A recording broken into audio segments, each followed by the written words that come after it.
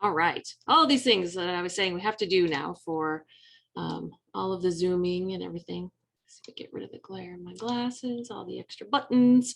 Welcome, everyone. It is Monday night, right? My new favorite night of the week because I get to connect with all of you. And it has just really become one of my absolute favorite things. So thank you, everyone, for joining.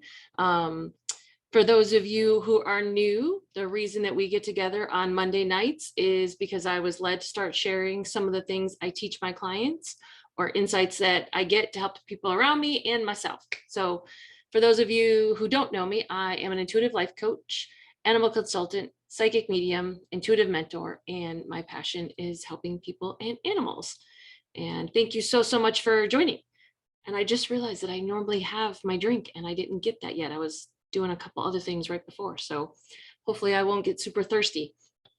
And because I usually have my iced tea, right? And I still had some of that really good iced tea left. So hopefully you have something yummy to drink this Monday. Okay, so what are we going to talk about tonight? One, I'm going to tell a funny animal story because it is hysterical. And then I'm going to talk about something that has transformed for me in the last like week and a half. And I know normally when I do these Monday night things, like I have a concept that we're going to talk about and I teach and like there's a beginning, middle and end. And tonight's going to be a little more free flowing because this transformation that happened for me, I'm like, wow, it's a pretty cool thing. And it's still sort of processing some of it. So I have a lot of the feelings, but not all the words, but I'm going to share the story anyway. So the first animal story I am going to tell though, is I have a very dear friend and she originally started to come see me as a client for her animals. She had two fabulous dogs. It was Malcolm and Angus. If you want to see a super cute picture of them, they're on my website in multiple places. And we call them the boys because it's just easier.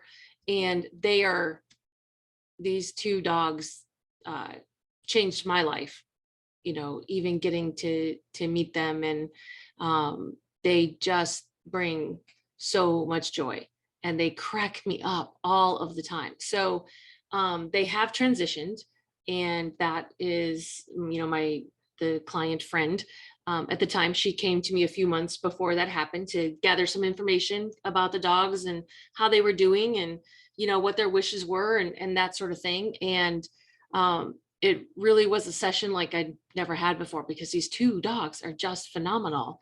And I was cracking up so much. So they, like I said, they've then since transitioned. And because I'm a medium, right? I'm a medium for animals and people. I still get visited by them, which is super cool. They show up all the time and make me laugh and just crack me up. And, you know, their dog mom has since become a very dear friend of mine. And she has moved to the Pacific Northwest. And before she moved, they kept showing me pictures, right, of this forest that they were going to be in. And like, they were super excited about it because they get to come, you know, even though they're in spirit form, they get to come visit her. And my friend and I, we were chatting, gosh, I don't know, maybe 4 weeks ago now, 4 or 5 weeks ago, we were having a conversation, and maybe even less than that. You know how I am with time. I don't remember time. And I had said to her, hey, one of the dogs, Malcolm, right? He's the more serious one. He was like, he wants you to get out of the house. Like he wants you to go to the park or be in nature, like go hiking, do something. And she was like, okay. She's like, yeah, we have this really pretty park. You know, she's right here where we are. And I've been meaning to get out there. And so wasn't, you know, that's all that was said. It was not a big deal, like nothing urgent at the moment. And then this weekend, it just cracks me up. Or was it this weekend or a couple of days ago? See how I am with time? Malcolm shows up here, right, in spirit form, as I was saying, and he is just perturbed. And I was like, what? Like I was, because I'm always here at my computer when they show up, right, working at my desk and everything. And like, and I was like, and Angus wasn't with him, which is his brother. And I was like, what was happening? And he was mad He was perturbed because his mom, right, my friend, has not made it to the park yet. And his words exactly, which is a little out of care, you know, because he's very much the teacher in Prince Malcolm. And he was like, listen, I have been on her ass all week and she is not listening to me. And I was trying to not crack up because he was so serious. And those were his words. And I was like, wow, those aren't usually words Malcolm uses. You know, this feeling isn't the one that usually comes from him. So I was like, okay, I will check on her. And so I text my friend, but I also don't want her to think like as a human, like as her friend, I'm checking on her to make sure she's made it to the park, right? That she's a child and I have to make sure she did this sort of thing. That was my fear in the conversation. I was like, oh, I don't want to come off as an asshole friend and be like, did you go to the park yet? You know what I mean? So I sent her a text and I was like, hey, curious to know if you've made it to the park. It was something like, I'm not checking up on you. There's another reason. And she texted me back a little while later and she's like, no, I haven't. Is Malcolm, you know, telling you that? And she's like, is Malcolm checking in on me? And I was like, well, he's more than that. And I texted her exactly what he said. And I said, he's here telling on you. Like he's in total tattletale mode. Like she did not do what I have been telling her to do all week. And I know that you know to tell her, so I'm going to come and tell you. Like I'm the bridge, right? And it was just a phenomenal story, right? All three of these beings, right? My friend that is still here and the boys that have transitioned, like they have just made such a significant impact on my life. And the boys just crack me up every time I think of them. And I have a little picture of them that sits here in front of my desk, and they're always so full of life. And they were little dogs, right? You would think as much life as these two dogs have, they'd be Saint Bernard size, and they're not. But that's how big of and full of life they are. They're just amazing. So I texted her, you know, she was like, okay. And she's since made it to the park this week and had a, you know, lovely time and chatted with the boys, and was even an experience for her to grow in her intuition, because when I told her, you know, I was like, he's been talking to you. And she was like, oh, that's what this thing was, that, you know, she just thought it was something else and it was Malcolm. So it was really cool that she get to grow some of her gifts also, because like I said, Malcolm is very much her teacher in things and he likes that role. So it's just, it cracks me up that he came here to tell on her, and because she wasn't listening. So not only does the universe tell us things and bring us messages, so do our animals. And sometimes they do it with a lot of emphasis because they want you to start doing what they've said for you to do. So it was pretty funny. And I just, I love that I get to have those experiences. You know what I mean? That I have these abilities, one, to be able to share with the humans that are still here, and that I get to be a part of it. It's one of the many reasons that I am grateful that I get to do what I do for a living. So I thought you all would enjoy that doggy story. There's a couple others about these two that I will start to tell also, but this one just popped up and it just cracked me up. So that's our doggy story for this evening. Now we're going to talk about another story. And yes, in the chat, there's, you know, happy laughing faces, which is awesome. So what we're going to talk about tonight is this book. You see this book here? It's probably backwards in the recording. I never know how that shows up. So this book is called When I Rise, I Thrive. And I am actually one of the authors of this book. Wow, there's still a little bit of energy to that. That's what this whole night is about. Don't worry, I'm not going to try and sell you any books. I actually don't make any money or proceeds off of this. It was just a chance to be a part of something. And it's a group project. There's like 60 authors in this book. Everyone contributed a story.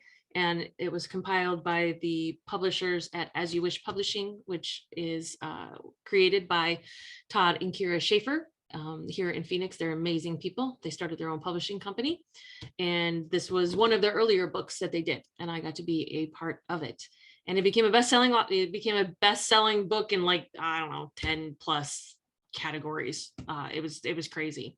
So the story that I'm going to talk about with this book is a story about perspectives and filters, right? You guys always hear me talk about that stuff, and our future self, and that we don't always know what everything is for, meaning things in our life are not always linear.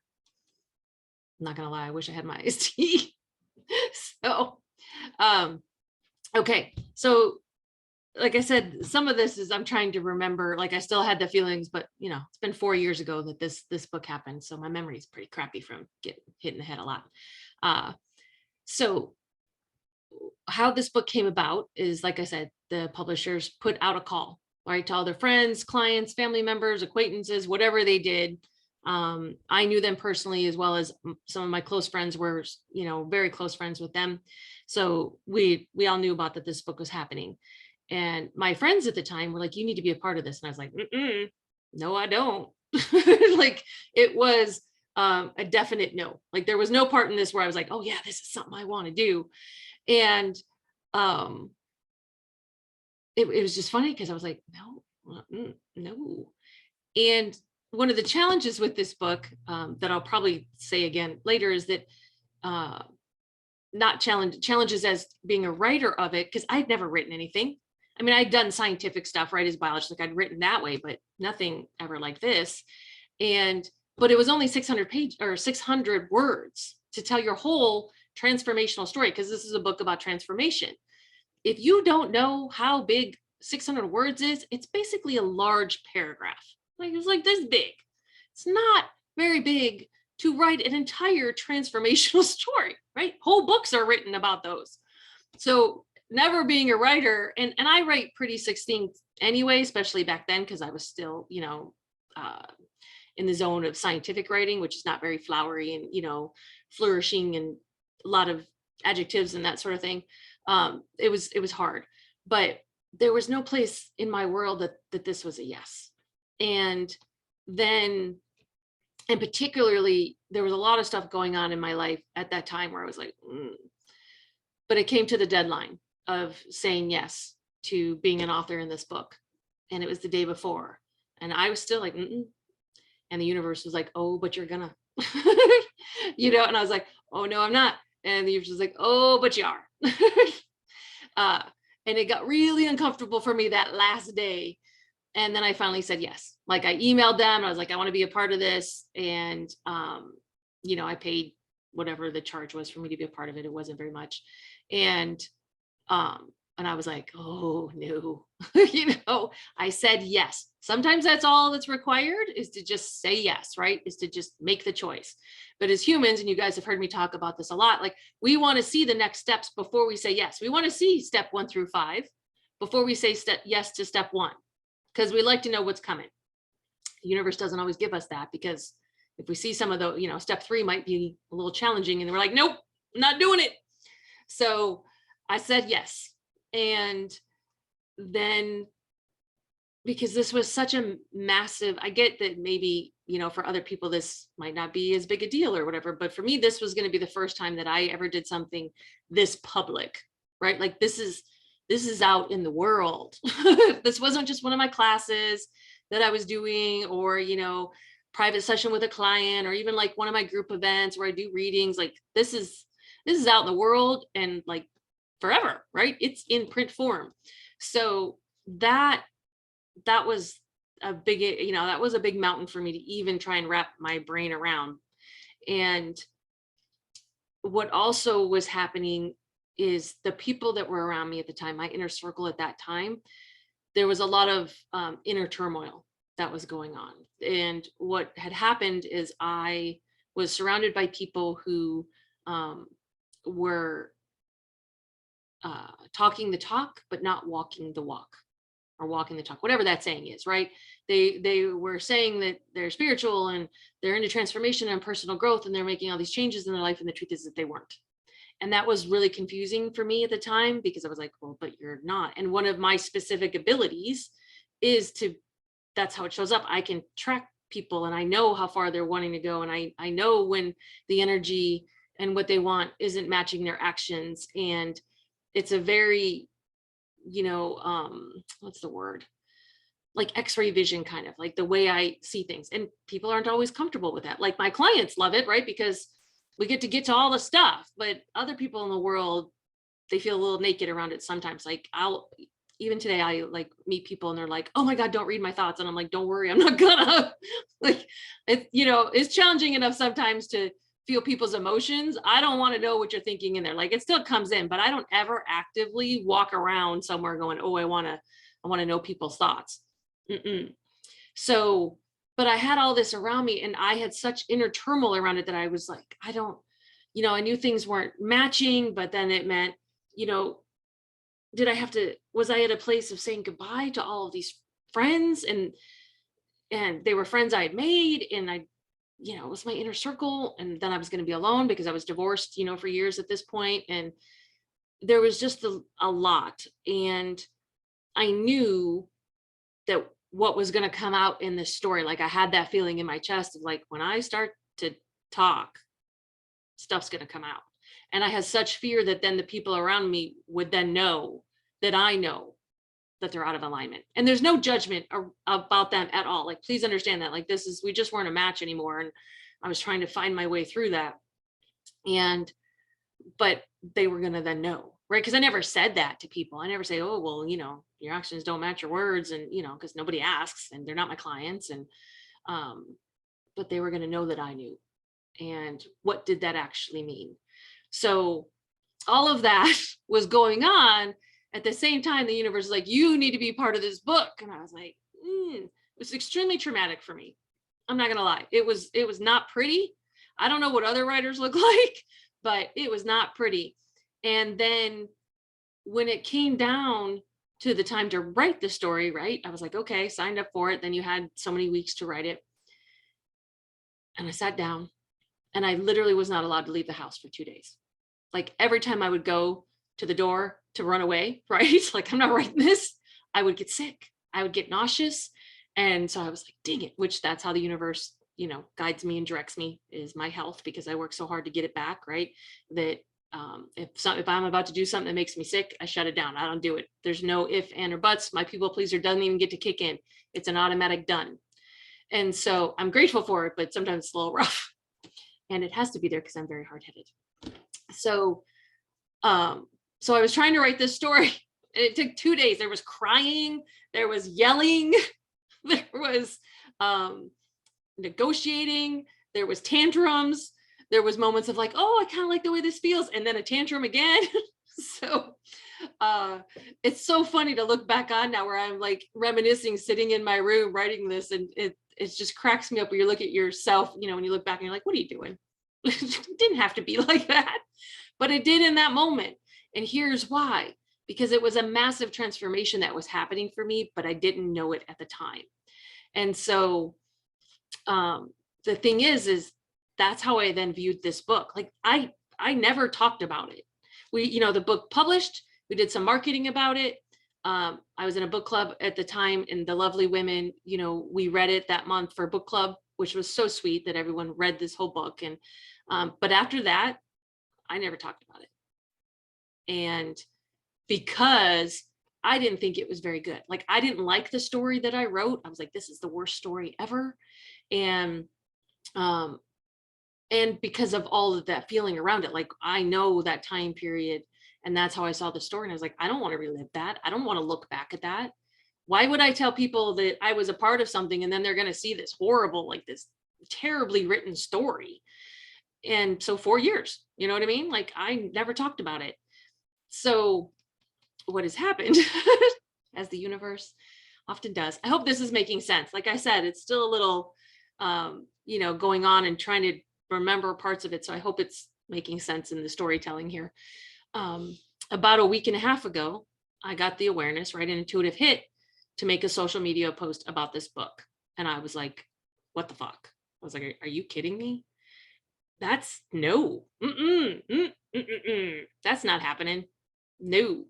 And argued with the universe when that popped in my head for about, an hour, as I do, walking around the house by myself. Cat's like, Pip's like, what? You're talking to me? Oh, you're not talking to me. All right, you're just doing your thing. And I pushed it aside. I pushed that awareness aside and ignored it for a few days the best I could, because it kept nagging at me, as they often do. And this is the funny thing, is I have a couple of copies of this book, right? And they're in a box under my bed. Haven't looked at them forever. And every time I walked down the hallway past the bedroom, those books would pull on me. Like I could feel them. Remember, we talk about everything has energy, and I was like, and I would just be like, I'd get mad and ignore it. And like, I'm not looking at you. Like, I know what that feels like. I know what's in that box. So finally one day I'd had enough, and I was like, fine, I'll do it. And so I sit down on the floor, I pull the box out, I pull the book out, all in like a huff, right? Because I'm just so put out that I have to read my own book. And I correct myself up sometimes. So I pulled the book out and I read the story. And I was speechless. I was like, what the fuck? Lots of what the fucks in this story. This is not the story that I remember. This isn't the story that I wrote. And what was crazy, like I just remember sitting there going, I don't understand what's happening. Like, and I read it a couple of times to make sure I'm like, yeah, those are the words, but this is not the story. And what had happened is all of that stuck energy, right? And all of that angst and all of that pain of trying to figure out my relationships at that time, all of that was gone. It had all dispersed. And how, I don't even know, because like I said, it wasn't something that I was actively working on. It wasn't like, oh, I got some stuck energy and feelings around when I wrote this book. Let me go back and look at that. No, it was nowhere on my radar. And, the fear of like people finding out that I was going to be able to see who's in alignment and who's not in alignment was gone. None of that was in this story. And the voice of this story sounds exactly like me today. That's what's really cool and freaky about this, is that it doesn't sound like the Alicia 4 years ago. The language, the tone, the energy of it sounds like I wrote it today. Like this could be one of my blogs. It's like I wrote this story last week. The feeling is from now. And I still, like, you can kind of see me, like, I still don't even know. That part still blows my mind. The scientific part of my brain is like, I don't even know. But the energetic, the intuitive part has, some idea we'll talk about in a second, but I still can't grasp it. I can't embody the change that happened in that.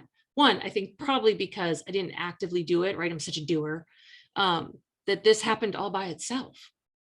And so here is what happened in this story is the future me wrote this story. Future me of like Alicia today wrote this story all those years ago, which is partly why it was so uncomfortable at the time, because I was really embodying back then, writing the story, who I am today. Like that part had come back in time and wrote that story. The higher vibration version of me that I was going to become was showing up through my writing back then, but I didn't know that. And it was uncomfortable because I wasn't that person yet, right? Like the who I am today, I was not that person 4 years ago. Like, I countless transformations since then. I was having growing pains is what was happening. But because of the current situation and the people around me and my relationships and, trying to figure things out and, my business still being brand new, and because I've been in business 4 years now, August is 4 years. And so this was only a few months into it. And, there was just so much going on. It's like this big cloud for me. I couldn't discern the difference between the growing pains and all this angst and basically the icky feelings of you have when you're around people who aren't a match anymore, because that does start to come with a feeling. But I didn't know that back then. So I've now moved, beyond those people. Like we're not in each other's inner circles anymore.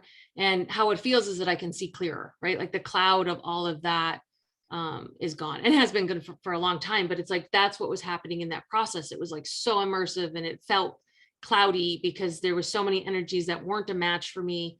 And I was trying to find my way through it. It's like trying to find your way through the fog. So, and for me, like every time I thought of this book, all I thought of was this fog. You know what I mean? And it brought me back to that pain of like, okay, one, I am going to really publicly say I'm different, because that's what my story is about. It's like, it's on, it's on paper. Like, it's not a conversation, like it's real. And people can read it, and that can be a really scary thing. And so it's just amazing how the universe kind of does things. And my filters from that time period were removed. My perspectives about it all, and so many things since then, have changed. And I've made so many choices that have brought me more into alignment with who I truly am, you know, who I am today and who I will be tomorrow. So it's this really cool place of, this is an example, a very unexpected one. And luckily it didn't hurt too much, because, you know, not always a fan of surprises, of how our future self shows up sometimes, and how we don't always know what something is for, like why we're doing something, because the truth is our lives are not linear. And so did choosing to be part of this book put me on a different timeline that then brought me to where I am today, right? Doing all the writing I do, doing these videos and my blog, and, you know, just creating all of the things that I create now. My intuition says yes. You know, I jump timelines.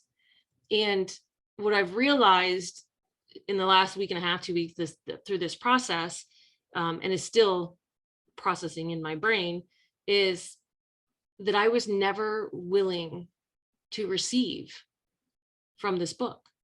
This book was a contribution to me, but because I had it wrapped in, right, perspectives and beliefs and all out of alignment stuff, I was never, and I shut it down, right? I was like, I wrote the book and then I didn't look at it for 4 years.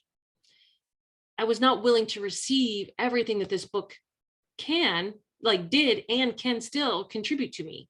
Because one, right, I'm not a best-selling author like Stephen King. I didn't make a bunch of money off this book. We tie so much, you know, to money.